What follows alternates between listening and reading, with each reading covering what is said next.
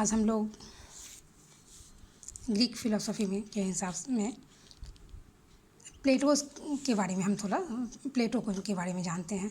Plateaus का theory of knowledge हम लोगों को पढ़ना है। Theory of knowledge and theory of ideas, ये दो टॉपिक हमें प्लेटो में पढ़ने हैं। ये ग्रीक एंड मेडिएवल फिलोसफी है, पेपर 3 सेमेस्टर 1 के लिए ये। तो आज हम लोग थ्योरी ऑफ नॉलेज के ऊपर थोड़ी चर्चा करेंगे। लेकिन थ्योरी ऑफ नॉलेज पे आने से पहले प्लेटो के दर्शन के बारे में, प्लेटो की थोड़ी के बारे में थोड़ा हम लोग जान लें। तो हम लोग प्लेटो के जीवन से थोड़ा शुरुआत करते हैं और फिर उसके बाद हम लोग थ्योरी ऑफ नॉलेज पे आ जाएंगे। तो अभी इसके पहले हमने सुकरात को देखा था, सुकरात को पढ़ा था।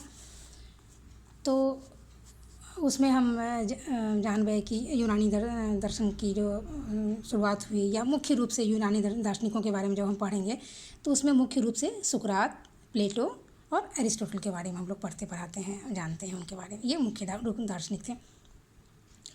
और ये प्लेटो सुकरात के शिष्य हैं। और प्लेटो ने अपने गुरु सुकरात से पाए हुए विचारों को न केवल परिपक्वता प्रदान की, वरन एक व्यापक आयाम भी उसे प्रदान किया। लेकिन उसका मतलब हमें यह कदापि नहीं लगाना चाहिए कि प्लेटो एक मौलिक चिंतक नहीं थे। वो प्लेटो की कई रचनाएं हैं, जैसे रिपब्लिक उनकी बहुत महत्वपूर्ण रचना है, जॉर्जियस उनकी महत्वपूर्ण कृतियों में से एक होती है। और प्लेटो जब अपने जीवन में उन्होंने कई देशों का भ्रमण किया, दौरा किया।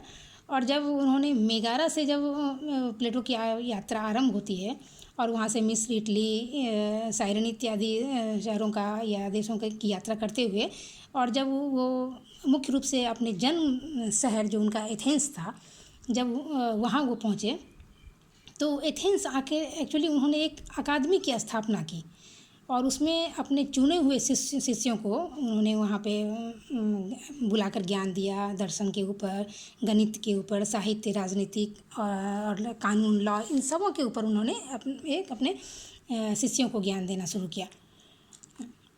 और ये माना जाता है कि प्लेटो ने विश्व में पहली बार एक अकादमी की स्थापना करी, बताया कि शिक्षा का एक अचल केंद्र होना चाहिए। अभी तक केवल भारत ही अब बात था, क्योंकि भारत में ऋषिगण घूम घूम कर नहीं, वरन शिष्यों को अपने आश्रमों में बुला के शिक्षा प्रदान किया करते थे।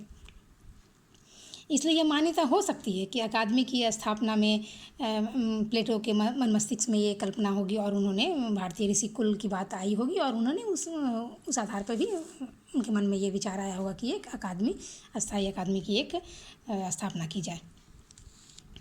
और प्लेटो महोदय जो है वो बचपन से ही बहुत बड़े संगीत के प्रेमी थे, चित्रकला के प्रेमी थे, कविता आदि के वो बहुत बड़े शौकीन थे। और उनका लालन पालन एक ऐसे परिवार में हुआ था जहाँ धन की कोई कमी ना थी और आराम की कोई कमी ना थी। और जब इनका बचपन बीता, आगे जब बढ़े और इन्होंने जब ज्ञान की प्राप्ति के लिए उनके शिष्य को जब इनके कई गुरु मिले, और जब सुकरात के पास जब सुकरात को गुरु के रूप में जब इनको मिले, तो सुकरात से वो इतने प्रभावित थे कि अपने गुरु के प्रति वो किसी तरह का वो अन्याय वचन या कुछ सुन ही नहीं सकते थे। वे कहा करते थे कि मैं ईश्वर को धन्यवाद देता हूँ कि मेरा जन्म यूनान में हुआ और मुझे सुकरात जैसे गुरु मिले हैं। तो इन वचनों से स्पष्ट यह लगता है कि प्लेटो के जीवन में उनके गुरु यानी सुकरात का कितना महत्वपूर्ण स्थान होगा। और प्लेटो ने अपने जब उन्होंने अपना दर्शन को आगे बढ़ाया, तो जिस द्वंद्वात्मक पद्धति को की शुरुआत सुकरात ने की थी, उसे आगे बढ़ाने में प्लेटो का मुख्य हाथ है। और प्लेटो ने यह बताया कि द्वंद्वात्मक पद्धति जो है वो है एकमात्र ऐसी पद्धति है जो सीधे निरपेक्ष सत्य तक हमें पहुंचाती है। और यही एकमात्र ऐसा विज्ञान है जो अपने आधार को सुदृढ़ बनाने में किसी के लिए प्राक कल्पनाओं की सहायता नहीं लेता है। तो ये द्वंद्वात्मक पद्धति का इनके भी जीवन में काफ़ी स्थान है। अब इतनी बातें जानने के बाद हम लोग देखें कि ये सुकरात ने थ्योरी ऑफ नॉलेज यानी ज्ञान का सिद्धांत जो इन्होंने दिया, ये ज्ञान का सिद्धांत, तो इसमें इन्होंने क्या बताया है, इन्होंने क्या माना है कि ज्ञान की प्राप्ति क्या कैसे होती है। क्या प्रत्यक्ष से ज्ञान की प्राप्ति संभव है? क्या प्रत्यक्ष से ज्ञान की प्राप्ति संभव है, या प्रत्यक्ष या कुछ भी है कि प्रत्यक्ष क्या हमें सही ज्ञान की प्राप्ति, सही ज्ञान तक पहुंचा सकता है। तो ये यहीं से शुरू होता है कि प्रत्यक्ष सुकरात का ज्ञान का सिद्धांत। तो सुकरात ने बताया है कि इन्होंने सबसे पहला बात बताया है कि इंद्रिय प्रत्यक्ष से प्राप्त ज्ञान वास्तविक नहीं होता है। इन्होंने बताया कि इंद्रिय से प्रत्यक्ष से जो हमें ज्ञान की प्राप्ति होती है वो वास्तविक नहीं होता है। यह इंद्रिय ज्ञान जो होता है वो मात्र एक ओपिनियन होता है, क्योंकि और ओपिनियन जो होता है या मत जो होता है वो दो प्रकार के हो सकते हैं, वो सत्य या असत्य हो सकते हैं। तो सत्य मत का आधार कोई तर्क या संगत तर्क होना चाहिए, कल्पना तो नहीं होना चाहिए। लेकिन यदि कोई कहता है कोई उदाहरण से कि कल वह व्यक्ति मुख्यमंत्री बनेगा, तो ऐसा कहना ये कोई सत्य ज्ञान नहीं हो रहा है, क्योंकि इसके पीछे जो कथन है उस व्यक्ति का, उस कथन में निश्चयात्मकता का अभाव हमको लगता है। इसलिए उन्होंने ये बताया कि इंद्रिय प्रत्यक्ष से जो ज्ञान मिलता है उसमें निश्चयात्मकता का अभाव होता है, निश्चयात्मकता का अभाव होता है। इसलिए इंद्रिय प्रत्यक्ष को जो है ज्ञान का हम वास्तविक साधन नहीं मान सकते हैं।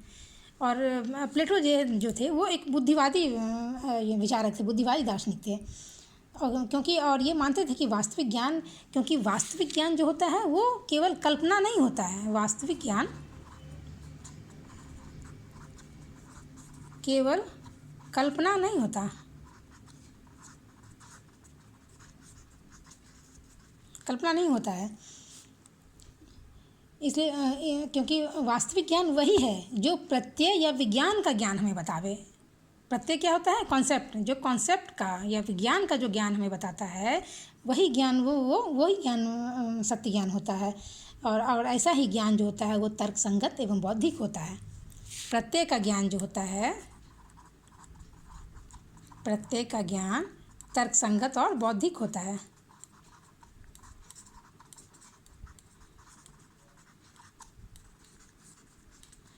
और यह ज्ञान हमें इंद्रिय प्रत्यक्ष से प्राप्त नहीं हो सकता, बल्कि यह बौद्धिक होता है, बुद्धि से ही। अर्थात बुद्धि ही ज्ञान का वास्तविक स्रोत है, यानी बुद्धि ही ज्ञान का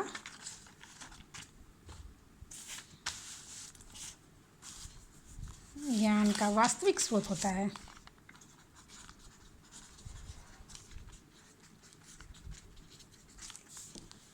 ये मुख्य बातें हैं, ये सब ये मुख्य बातें हैं।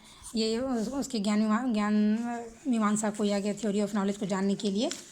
और इसके आगे भी वो बताते हैं कि जो सत्य जो होता है, जो वह सत्य को आत्मनिष्ठ नहीं होना चाहिए, बल्कि सत्य जो होता है वो वस्तुनिष्ठ होना चाहिए। क्योंकि यदि सत्य जैसे ही आत्मनिष्ठ हो जाएगा तो सत्य रहेगा ही नहीं। इसलिए सत्य को वस्तुनिष्ठ होना चाहिए, सत्य को वस्तुनिष्ठ होना चाहिए।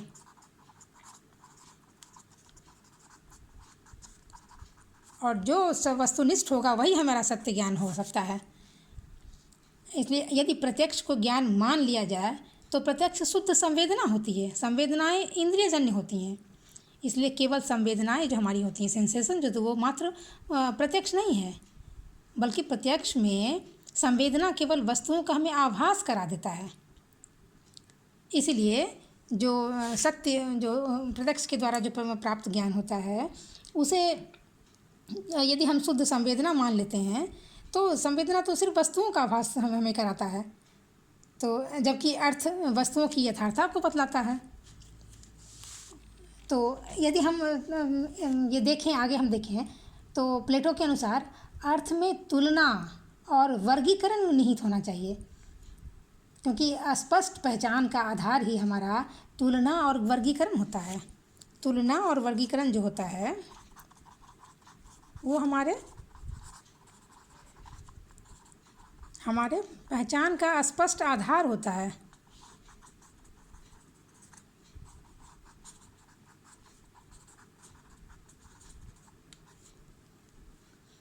और इसके आधार पर ही हम किसी भी चीज़ों को अन्य दूसरों से ये मिलान करके उसको हम अलग करते हैं। और इसलिए ये न्याय और वैशेषिक दर्शन में भी हम तुलना और वर्गीकरण के बारे में हम पढ़ते हुए आए हैं और हम जानते हैं कि न्याय और वैशेषिक भी इसे मानते हैं, क्योंकि तुलना और वर्गीकरण जो होता है वो हमारा बौद्धिक कार्य होता है। इसलिए हम संवेदना की जो सार्थकता होती है वो बुद्धि द्वारा ही प्राप्त हो सकती है। क्या होता है? तुलना और संवेदना, तुलना एवं वर्गीकरण एक बौद्धिक कार्य होता है।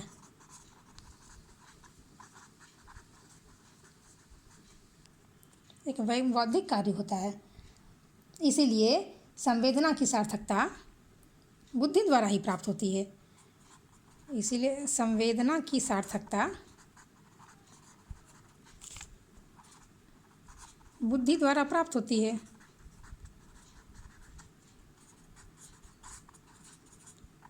इसलिए ये प्लेटो का मानना है कि बुद्धि द्वारा ही हमें प्रत्यय या संवेदना की प्राप्ति होती है। तो बुद्धि द्वारा ही हमें दरअसल सहित ज्ञान की प्राप्ति हो सकती है। इन्हें इंद्रिय प्रत्यक्ष जो आनुभविक होता है, इंद्रिय प्रत्यक्ष के द्वारा हमें सही ज्ञान की प्राप्ति नहीं हो सकती है। अतः इन्होंने इसलिए बुद्धि जो होता है वो वास्तविक ज्ञान का एकमात्र अधिकारी होता है। Conceptual knowledge is the only genuine knowledge, ये प्लेटो महोदय का कहना है। क्या कहना है? Conceptual knowledge is the, conclusion में क्या कहना होगा? Conceptual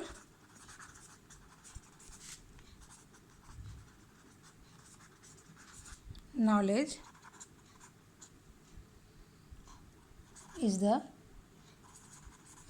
only